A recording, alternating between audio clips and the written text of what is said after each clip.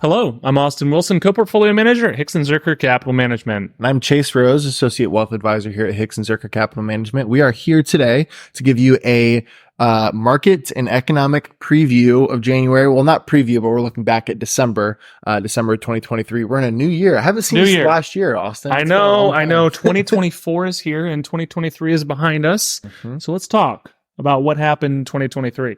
So as we usually do, we're going to talk about what happened the month. So December market performance, but we're also going to look at 2023 performance for various asset classes and indices. So the S&P 500, Chase. Okay. In the month of December was up 11.2% in 1 month. A big time. That is a big month. It's also up 24.7% for 2023. Awesome. Good year. The Dow, it was up 12.7% in December and 13.7% for the month. The NASDAQ, 12.8% for December, 44.5% in 2023. Wow. Tech led. Sure. And that's something we're going to talk about. Sure. Here shortly. Small cap stocks up 15.4% in the month of December and 15.8% for the year. Developed international stocks up 10.9% in December, up 13% for the year. Emerging market stocks up 7.6% in December and 7.1% for the year. Bonds up 7.6% in the month of December and up 5.2% for the year. So the month of December saved the bond market. Sure. Yeah. And emerging markets and international. Absolutely. So overall, everything was up in the month of December, and we had a really good year. That's awesome. Yeah. Which is better than 2022, because that wasn't so fun, if we remember that. Sure. Well, on that note of performance, interesting note that the S&P 500, as you mentioned earlier, was up 11.2% in the month of December. It also closed out 2023 on a 9-week win streak, which means it ended the week positive, higher than it did to start the week. 9 consecutive weeks. That is the longest streak since 2004. We're sitting here the first week of January. Not so sure that streak will continue, but still a good run. That was a really good run. Something good to look back on and kind of start us to the new year. As we often see with great rallies, there's some profit taking. Sure. So people say, hey, we've had a good run. I want to take some gains off the table. And we're starting to see that in the beginning of 2024 here.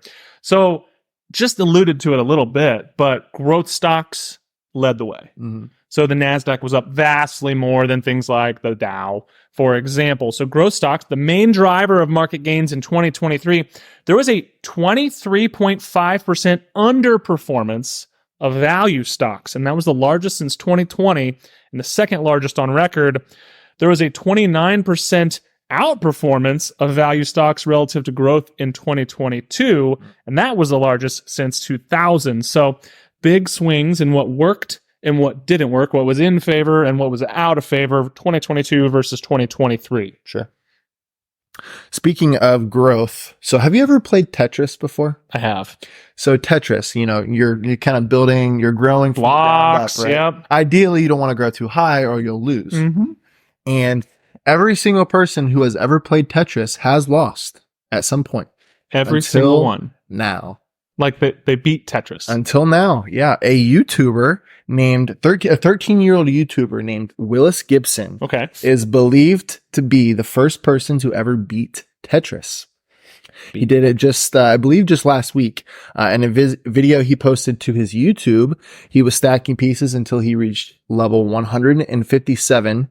And the game at that point froze because that level is the highest level that the coding for the game will allow you to go to. Wow. So he beat it. And I cannot comprehend how he could process that fast because the pieces get so fast at the end. It goes so fast. Yeah. There's so many different colors too. I was confused, but he beat it. I'm on level 3 and I'm like, this is too fast for me. Sure. Wow. That's impressive. First in history.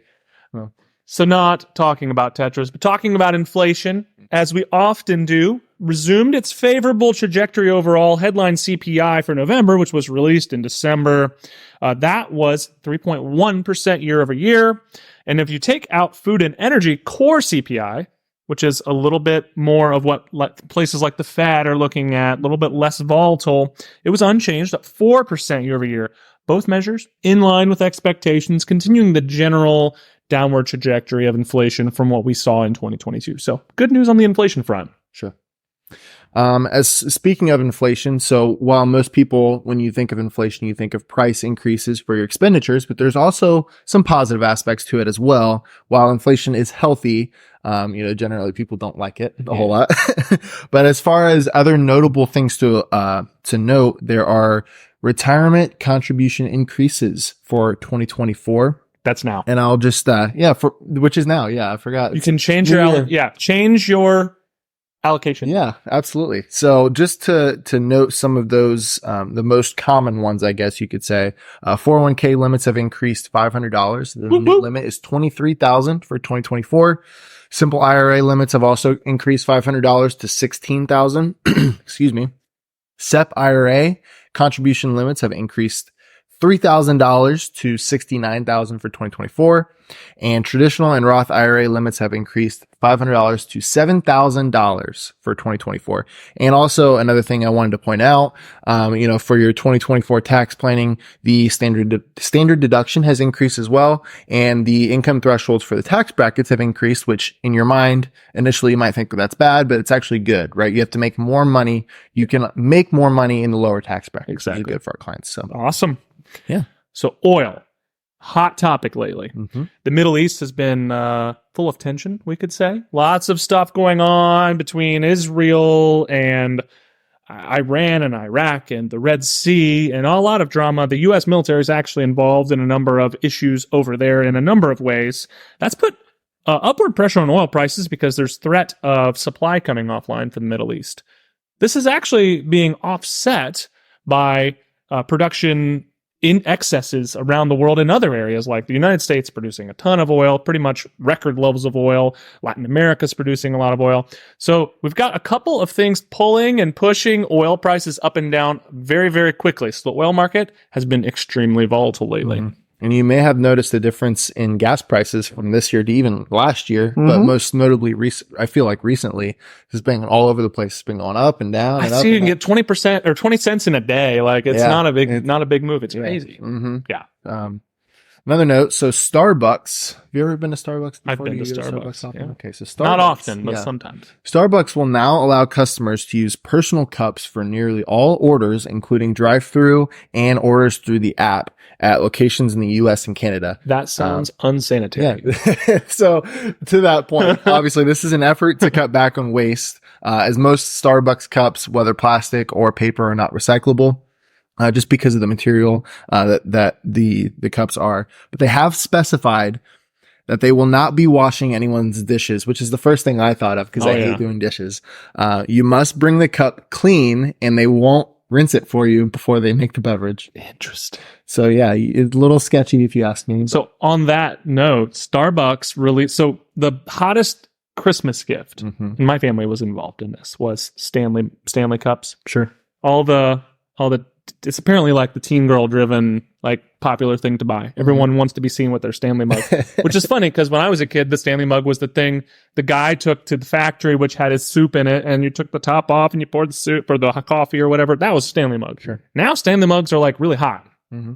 They're the thing to have. So apparently Starbucks partnered with Stanley to release limited edition Stanley mugs at Target. Wow. And apparently when they got like the shipments made to the stores, people lost their freaking minds and were like knocking people over and running. And it was a really nightmare thing for Target. But yeah, the Stanley mug, it's a real. Those are three very trendy brands combining: Stanley, Starbucks, and Target. My goodness. I know. It's like a powerhouse. Yeah, no kidding. So Bitcoin. Okay. Speaking of Bitcoin, speaking of crazy things, Bitcoin, it seems to either be like the best performing thing in the world or the worst performing thing in the world year over year over year, ever since it was really invented. So this last year, 2023, Bitcoin was up 152%, but 2022 was really, really bad.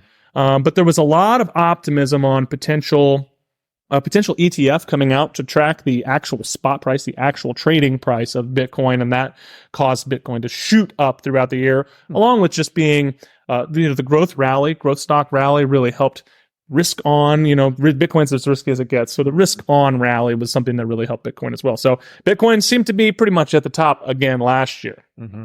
Yeah, good deal. Last news story for you. So I'm going to switch it up a little bit. We're going to go back down to Florida. I've had a couple Florida news stories. I remember the black bear. That was yeah. Florida is always a great place to find interesting news stories. It's like its own country down there. It is, yeah. So in Florida, a woman had something stolen off her property. I want you to try to guess what this was. Just anything stolen. If you think of someone stealing something from your property. Your car. Sure. Your lawn furniture. Sure. No. Your mailbox. Her driveway was stolen from her I don't property. know how that happens. So her doorbell camera recorded a bulldozer removing the driveway from her property. And so essentially all that's left behind is just a dirt path from the road up to her garage and front porch. I can't get my mind around that. There wasn't a whole lot of details in the news story, but her driveway was stolen. Like she called the police, like, I'd like to report some missing items. Yeah. What was missing, ma'am? Yeah, my driveway. That's not something you hear every day. Now, Florida people are crazy. I can attest to the fact that driveways are expensive. Sure. Whether that be asphalt or concrete, especially, very expensive, worthwhile. It's a good thing to do, but to go steal, it seems like you've got to put a lot of effort into stealing a driveway. Of course. They had to go rent or borrow or steal. Probably stole the dozer or whatever. Maybe. Man, I don't know. That's wild. Authorities are still investigating, but it's assumed that there's some kind of scam involved.